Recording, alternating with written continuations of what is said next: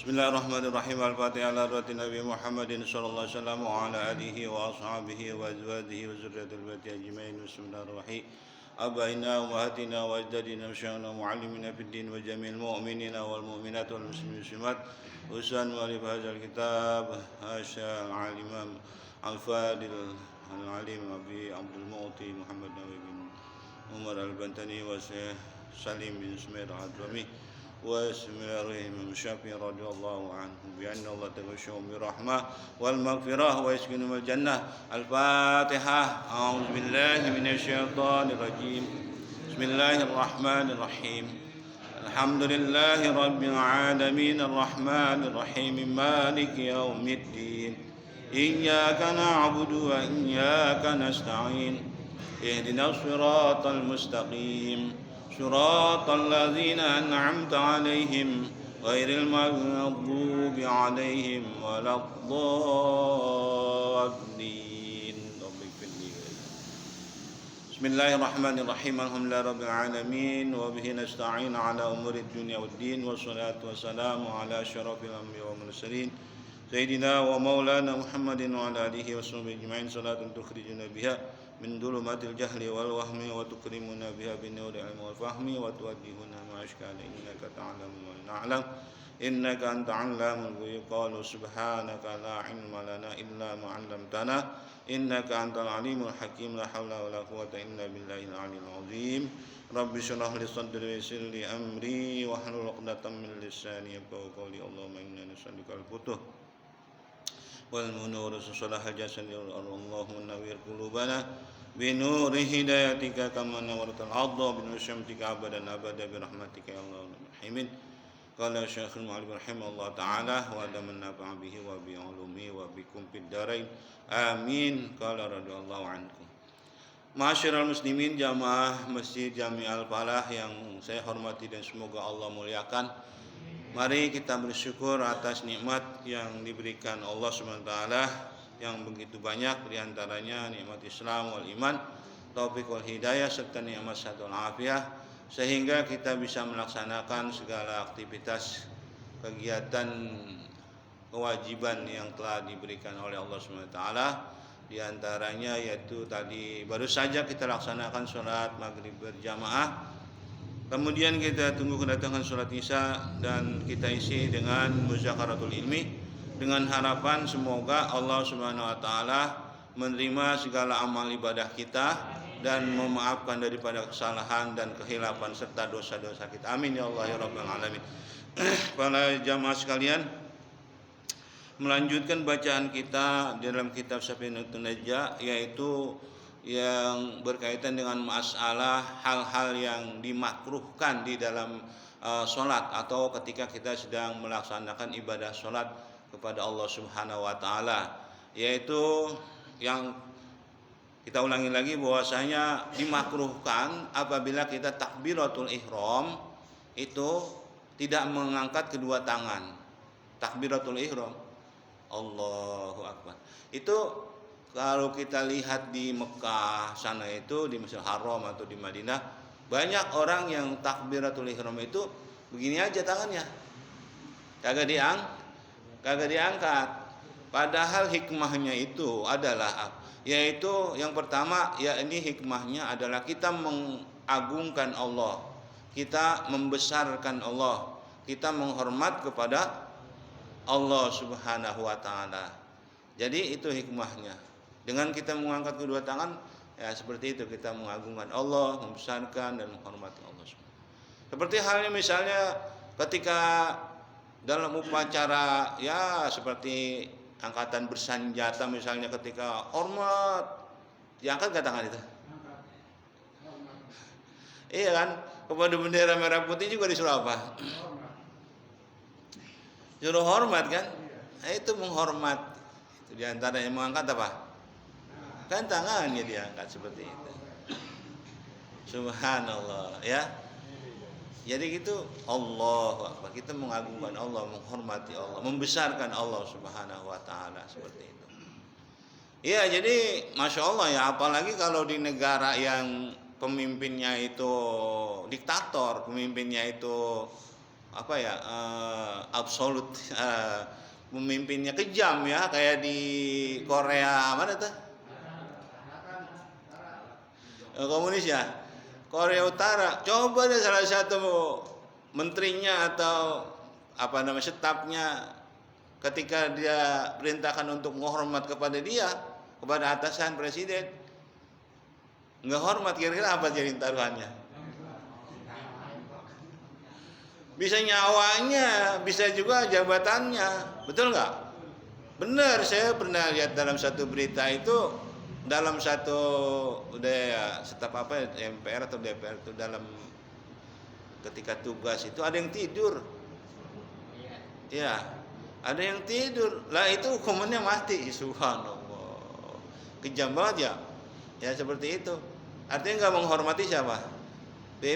Pimpinan. Nah seperti itu manusia kadang ya, kalau yang sifat takaburnya tinggi, sombongnya tinggi, egoisnya tinggi, seperti itu ya, kadang kalau nggak dihormati sedikit ngambek.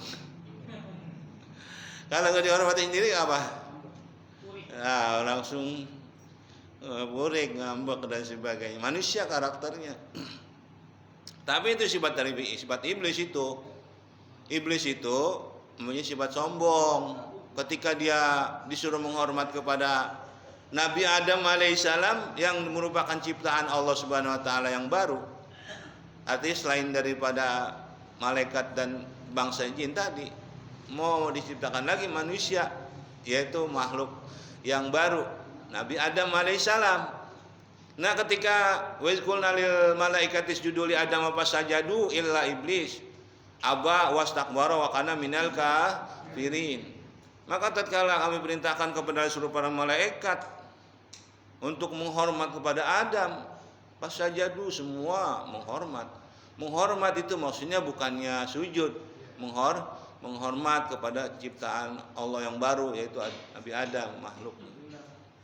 Semuanya menghormat kecuali illa iblis, kecuali iblis aba wastakbara wa kana minal kafirin. Dia enggak mau, ya, sombong. Tuh. Kan kata dia, saya lebih bagus daripada Adam, gitu jawabannya. Dia merasa lebih mulia, lebih bagus daripada Nabi Adam. Nauzubillah min dzalik. Ya, kalau sifat seperti itu sebaiknya ya dijauhin ya, karena itu nggak bagus ya seperti itu. Marah sih boleh, cuman ada tempatnya. Sebab ada orang itu marah karena Allah. Ya contohnya tadi tuh kayak Pak Ketua DKM, itu bukan marah tapi menasihatin anak-anak supaya apa? Jangan pada berisik karena ini tempatnya ibadah, betul ya? Iya, artinya bukannya marah tapi menasihatin. Tapi kalau kita diemin aja semua, anak-anak kira-kira makin rame nggak? Makin jadi ya. Makanya harus ada yang peduli seperti itu. Nah itu dalam hal amar ma'ruf nahi mungkar, mengajak kebaikan dan mencegah kemungkaran. Sifatnya anak-anak emang begitu. Sifatnya anak-anak begitu. Di dalam surga aja begitu, ada anak-anak. Diceritain anak-anak yang meninggal sebelum balik, itu kan mereka udah dijamin sama Allah karena emang gak punya dosa, dijamin masuk surga. Makanya bagi anak-anak atau bagi orang tua yang ditinggal mati oleh anaknya yang belum balik, ya setidaknya harus dia bergembira juga. Kenapa? Karena mereka nanti dijadikan oleh Allah SWT untuk memberikan syafaat kepada kedua orang tuanya. Maksudnya apa? Ya ini mereka nggak mau masuk dulu ke dalam surga kecuali sama bapaknya dan ibunya. Makanya kan doanya kan kalau sholat jenazah bayi itu atau umur yang belum balik, Allahumma ja'alhu salapan wa zahiratan wa syafi'an li abawaihi wa sakil bihi mawajinahuma wa abrigi sobro alaihima. Ya Allah, jadikanlah anak tersebut sebagai simpanan, sebagai pemberi syafaat bagi kedua orang tuanya, dan jadikanlah anak tersebut sebagai pemberat timbangan amal soleh bagi kedua orang tuanya, dan ya Allah berikanlah kesabaran kepada kedua orang tuanya. Jadi yang didoain bukannya Allahumma gfir lahu atau Allahumma gfir laha, karena dia belum punya dosa, betul. Yang didoain itu bapaknya, ya seperti itu. Maka ketika itu di pintu surga, anak-anak yang semacam itu tuh, karena saya juga punya Pak satu tabungan, umur 7 tahun, umur yang pertama itu ya, lagi daftar sekolah, teman-temannya pada masuk sekolah, dia masuk rumah sakit, akhirnya ya meninggal seperti itu. Mereka pada berisik Pak, disuruh masuk sama Allah, sama malaikat, masuk udah. Anak kecil kalau udah ngumpul tahu sendiri kan, bener ya. Anak kecil kalau udah kumpul udah rame, biasa gitu berisik. Akhirnya kata Allah, malaikat itu lihat itu ngapa bocah pada berisik ya. Akhirnya dia datanglah malaikat Jibril, wahai malaikat, bocah-bocah ini pada diem, jangan pada berisik, udah masuk surga masuk. Lah dia mau udah bebas aja mau surga, gak ada dosanya. Kata mereka, jawaban mereka apa? Enggak, saya enggak mau masuk surga kecuali kebersama ayah ibunya. Akhirnya karena berisik ya, anak bocah pada nangis. Ntar ya lihat mulut nih bocah nah. Ya, apalagi belum dapat snack dia. La haula wala quwwata. Udah berisik banget. Ya, akhirnya kata Allah, cari bapaknya, cari ibunya. Oh, padahal bapaknya lagi ngusap di neraka karena jarang sembahyang, ya, mancing mulu kerjaannya. Akhirnya tetap diampunin Pak. Kenapa? Karena dia sabar ketika di dunia waktu tadi menerima musibah. Makanya anak itu dijadikan sebagai pemberi syafaat bagi ayah bundanya itu. Makanya kudu sabar ketika menerima semacam itu. Kan ada orang yang gak sabar ya. Akhirnya apa? Anaknya mati tetap. Akhirnya dia gak sehat, malah stres. Kan ada yang begitu. Iya, karena gak kuat menerima ujian itu, gak sabar, dipikirin terus. Itu udah ketentuan Allah. Jangankan dia, benar. Jangankan dia, anak kita maksudnya. Lah kita sendiri pun kalau dipanggil malaikat Israel bisa ngelawan. Apalagi yang udah tua nih. Udah gak bisa lari ya. Ya. Lah iya, Masya Allah, kita yang muda aja, yang masih sehat, kalau udah dipanggil malaikat Israel, Masya Allah, innalillahi wa inna. Itu kan ada ya baru di wali kota Bandung ya. Lagi mau khotib, coba, lagi mau khotib, Jumatan mau khotib. Tahu-tahu jatuh gusrak, innalillahi wa inna ilaihi raji'un. Itu kan orang sehat, namanya mau khotib dari rumah, kalau sakit dia nggak bakalan datang. Iya, apalagi tugas khotib kan lah berat juga itu. Iya, bicara sampai kurang lebih 1 jam sama imam dan sebagainya. Nah, perlu tenaga yang banyak juga. Makanya kalau kondisinya nggak sehat, nggak bakalan datang. Sehat, Masya Allah. Tapi kalau ada ajal, ya seperti itu. Jadi kembali, makruh kalau kita tidak mengangkat kedua tangan, berarti kita tidak menghormat kepada Allah Subhanahu wa taala. Iya, itu versinya lain ya. Ada juga yang begini, ada yang begini. Itu pendapat yang lain. Ya, menghormat. Terus ada juga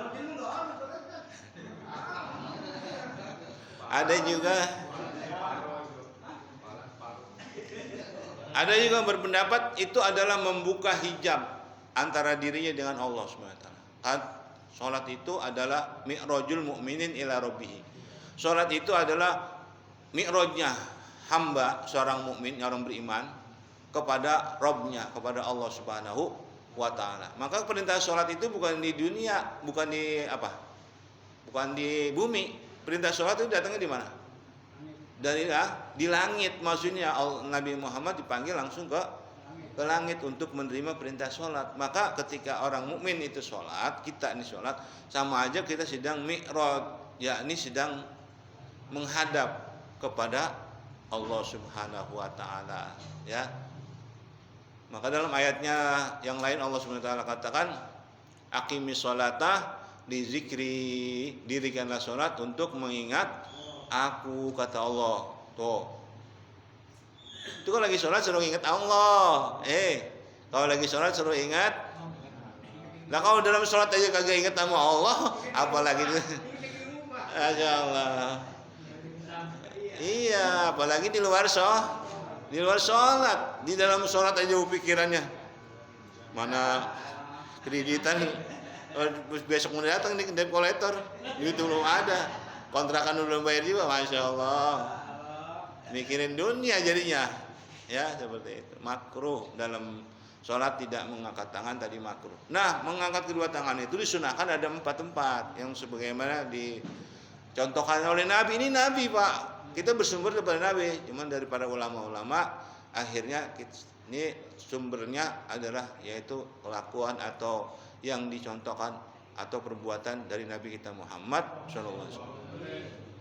Ketika takbiratul ihram, Allahu Akbar, ini mengangkat kedua tangan di sunnah, ya.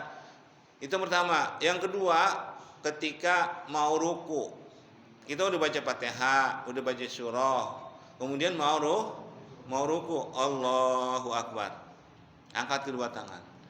Terus ketika bangun dari ruku, ya, bangun dari ruku namanya i'tidal. Sami Allahu liman hamidah, ya.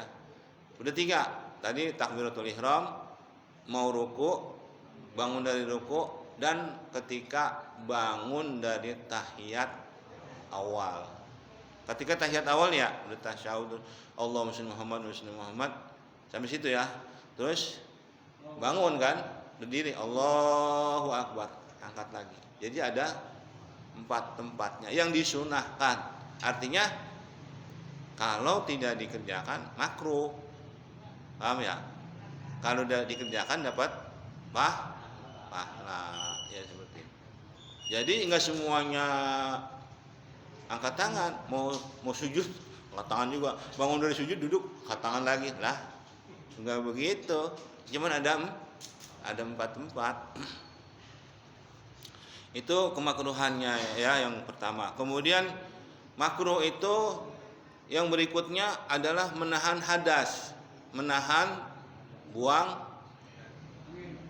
bisa buang angin, bisa BAB, namanya hadas itu kan, bisa nahan kencing dan sebagainya. Makruh ya. Tapi kalau misalnya udah dalam sholat, ya, ya dalam sholat, ya tahan dah. Tapi kalau kuat, kalau nggak kuat, iya, kalau dalam sholat ya biar ditahan, asal jangan keluar. Ini keluar juga, dikit, biar dikit juga batal lah, biar dikit batal juga, Masya Allah. Ini nggak ada suaranya lah, sama aja nggak ada suaranya juga batal juga. Yang penting keluar, batal ya. Itu batal sholatnya, batal wudunya, Pak. Dua-duanya batal.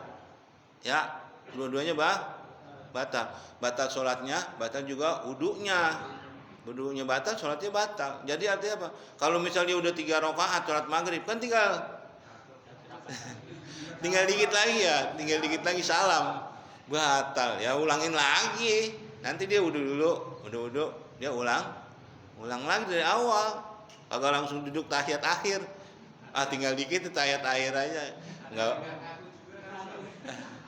nggak boleh. Jadi ulangin.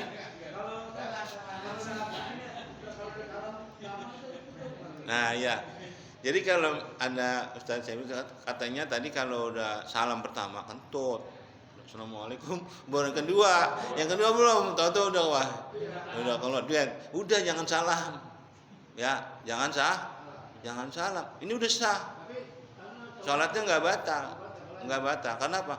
Karena kita sudah melakukan sah. Karena yang wajib salam itu sekali doang, Pak. Salam sekali, dan nengoknya juga sunnah. Jadi Assalamualaikum, udah nggak kot nengok dia kentut ya, udah jangan disalam lagi, orang udah batal sholatnya. Iya, nggak usah, udah sah sholatnya ya.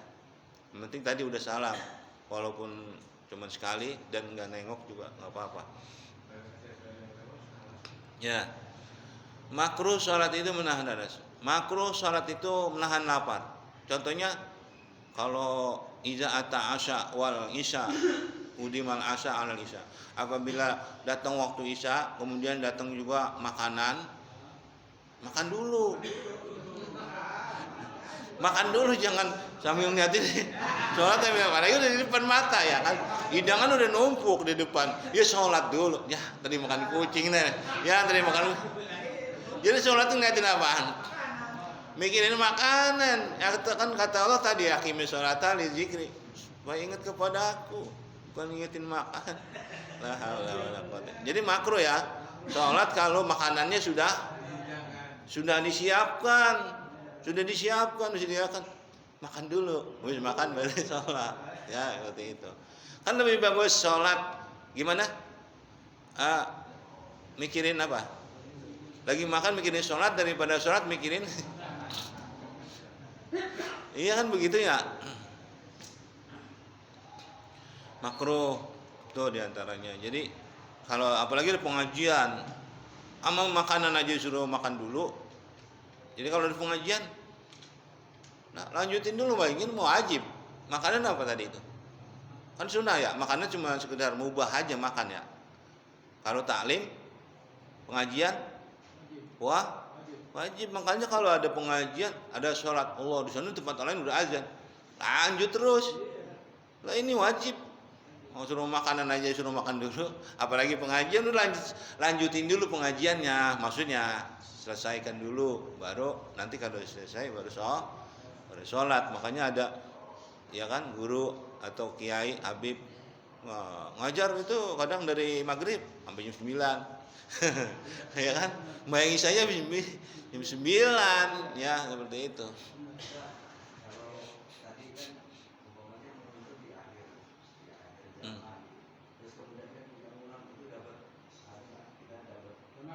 Pahala jamaah ya, insya Allah itu dapat pahala, karena tadi kan nggak sengaja. Siapa sih yang sengaja orang dibatalin, enggak.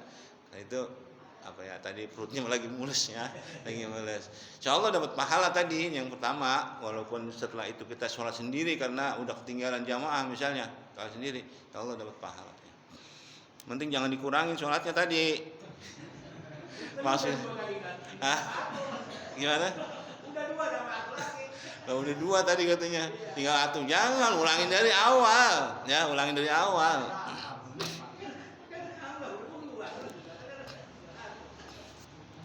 Ya seperti itu. Jadi kemakruhan sholat itu diantaranya seperti tadi, yakni tidak mengangkat kedua tangan ketika takbiratul ihram, kemudian ya menahan hadas, ya kemudian menahan lapar atau karena makanan yang sudah disiapkan.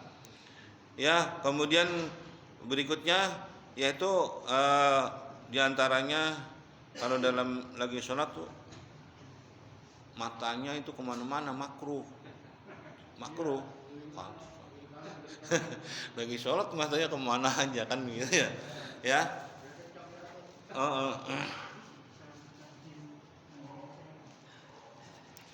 Ya seperti itu.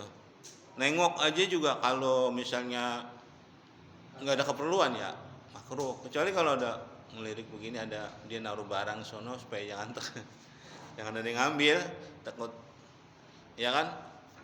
Ini kan lagi sholat nih, kadang-kadang lagi kalau kondisi lagi perjalanan ya, bawa tas buat apa langsung kita taruh di sebelah pinggiran. Nggak apa-apa kalau ngelirik, cuma ngelirik karena apa, supaya barangnya jangan hilang, asal jangan niatnya main-main ya. Kalau niatnya main itu biar cuma dengan matanya cuman main-main, maksudnya gitu, lakbu itu adalah jadi batal sholatnya, karena niatnya apa, main-main, bukannya ada hajat, bukan ada keperluan. Kalau ada keperluan tadi seperti lihat ada barangnya masih ada apa enggak, dilirik begitu ya, nggak apa-apa itu karena ada keperluan ya. Merem itu sholat makruh juga, merem kalau nggak ada apa ya, yang menyebabkan bikin nggak konsentrasi.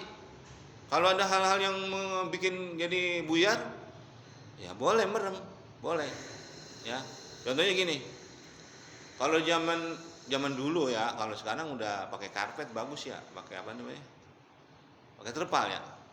Zaman dulu kan pakai koran, asal lagi main id, main apa, cuma pakai koran digelar itu. Akhirnya dibaca itu kan, bukannya sholat nih baca koran,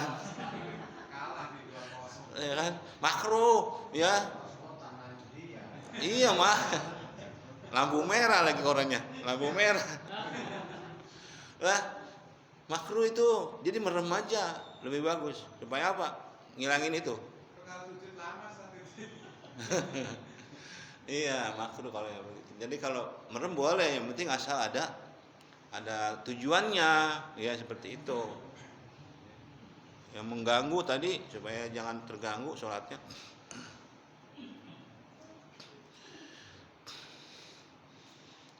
Ya, terus apa namanya, kita lanjutin lagi. Menaruh tadi kemarin, menaruh kedua tangan itu, nah seperti ini ya, di atas pusar, di bawah dada yang disunahkan. Ini bukannya rekayasa kita dari Nabi, Pak. Nabi yang mencontohkan begini, ya.